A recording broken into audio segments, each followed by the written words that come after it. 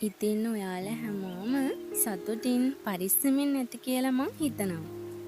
පහුගිය ටිකේම තදටම තිබුණ පෑවිල්ල ටිකක් එහා මෙහා වෙලා ආසෙ තැනින් තැන එකතු වෙවී තිබුණ වැහි වලාකුළු ඊයේ රෑ ඉඳන්ම කඩාගෙන වැටෙන්න පටන් ගත්තා. වී තම්බලා අයින් කරන බොල් වීයට ඇහිඳින්න මේ විදිහට මෙයාලා හැමදාම වගේ උදේට අපේ මිදුලට එනවා.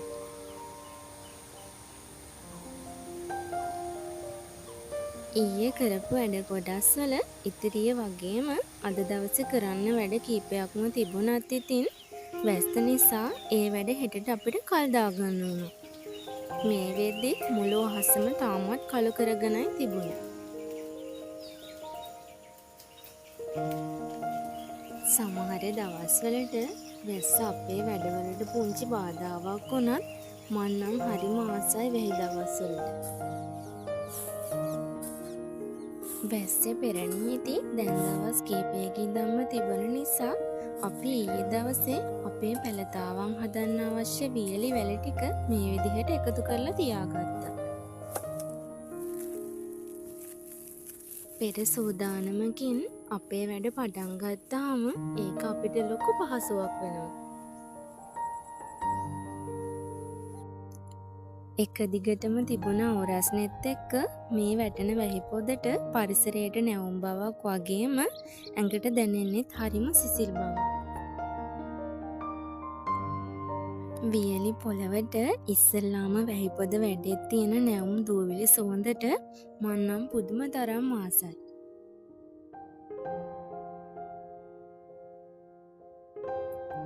අලුත් පළදවාන් හදන වැඩේ අද අනිවාර්යෙන්ම කරන්න ඕන නිසා අපි අද ඒ වැඩේ විතරක් කරනවා කියලා හිතුවා.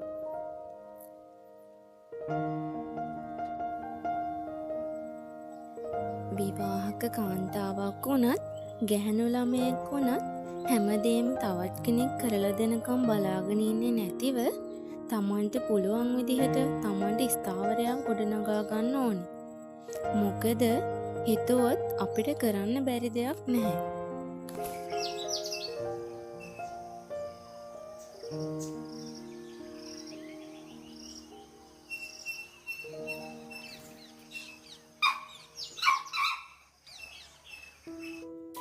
පැළතවන් හදන වැඩේ ඉවර කරලා ගෙදර ආවට පස්සේ ඇඟ සෝදගෙන මොනවා හරි හපන ගමන් උණුමුණු තේ එකක් බොන්න තිබුණා නම් හොඳයි කියලා මට හිතුණා. ගෙදර තිබුණ කෝලිකුට්ටු කෙසෙල් කනෙන් අමු ගෙඩි දෙක තුනක් කඩාගෙන හීනි පෙති කපාගෙන මම මේ ඒක බැද ගන්නවා.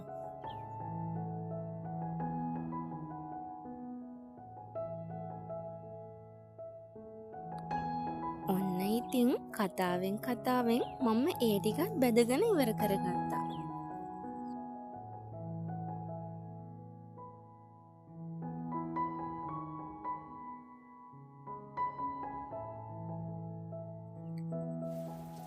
එළිය නම් තාමත් හොඳටම වහිනවා.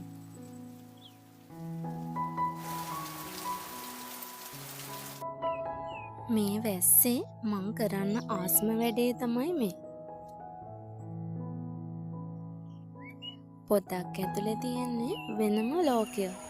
ඒක කියවන්න පටන් ගත්තට පස්සේ අපි ජීවත් වෙන්නේ පොතත් එක්ක තියෙන ලෝකෙ.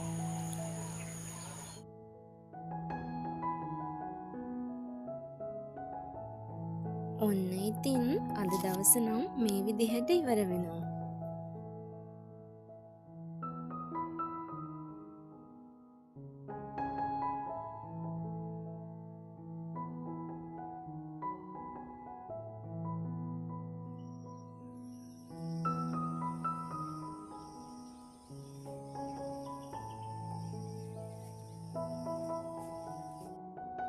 වැස්සෙන් පස්සේ මේ වැටෙන ඉරේලිය ඇඟට නම් පුදුම තරම් සනීපයි.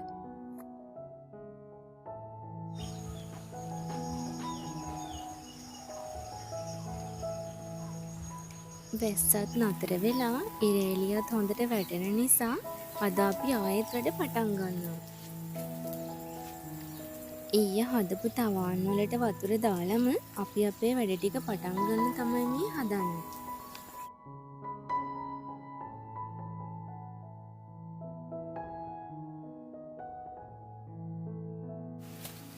වැස්ස නිසා නම් අපේ වැඩේ ටිකක් ලේසි වුණා.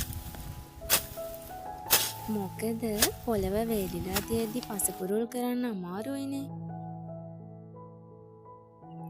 අපි ඊයේ හදපු තවාන් වල බීජ ටික දවසකින් පැලවෙද්දි ඒවා හිටවන්න අපි බිම සකස් කරන්න ඕනේනේ.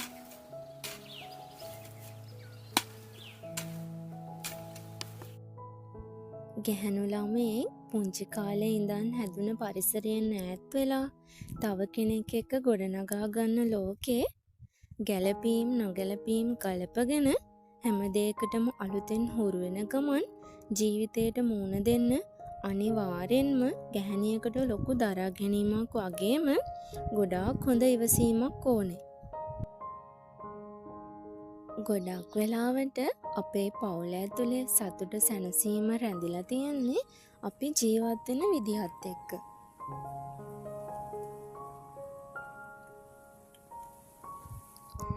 කොච්චර මහන්සි දැනුණත් එකට ගෙවන මේ මොහොතවල් ජීවිතේ හරිම වටින මතක විදිහට අපේ මතක පොතට එකතු වෙනවා.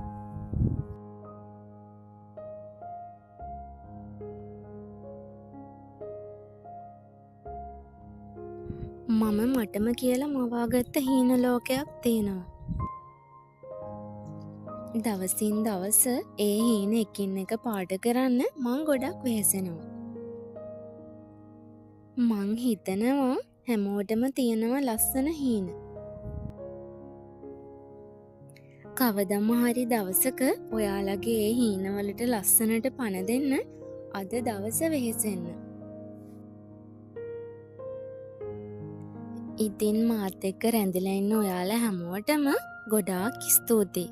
එහෙනම් අදට ගිහින් එන්නම්.